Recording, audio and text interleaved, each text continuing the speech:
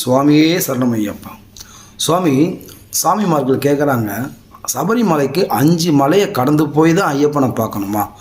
சரி, அப்படி பார்க்கணுன்னா அதுக்கு என்ன சாமி காரணம்னு கேட்குறாங்க. சரி, அதுக்கு காரணம் இருக்குது சாமி. ஐயனே சொன்னது, இந்த உடம்பு பஞ்சபூதங்களால் ஆனது. அதே மாதிரி நம்ம ஐயனை பார்க்க போகிற வழியும் 5 மலைகளால் ஆனது. சரிங்களா? இந்த உடம்பு பஞ்சபூதங்களால் ஆன இந்த உடம்பு எப்படியெல்லாம் பயணம் பண்ணாலும் கடைசியில் போய் சேர போகிறது அந்த பரமாத்மா கிட்ட தான். அதாகப்பட்டது இந்த ஜீவாத்மாக்கள் கடைசியில் போய் எப்படியெல்லாம் பயணம் பண்ணாலும் சேர வேண்டிய இடம் அந்த பரமாத்மா கிட்ட தான்.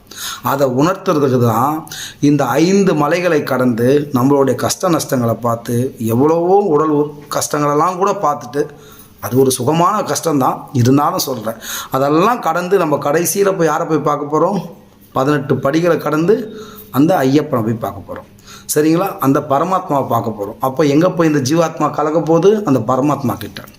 அதை உணர்த்துறதுக்கு தான் இந்த பஞ்சபூதங்களால் ஆன உடம்பு. நீங்கள் என்ன தான் ஆட்டம் போட்டாலும், எப்படி தான் ட்ராவல் பண்ணாலும், கடைசியாக நம்ம போய் சேரப்போகிற இடம் அந்த பரமாத்மா கிட்ட தான் இந்த ஜீவாத்மாக்கள் அப்படின்றத உணர்த்துறதுக்கு தான் ஐயன் 5 மலைகளை கடந்து 18 படிகளை கடந்து மேலே போய் உட்காந்துருக்காரு.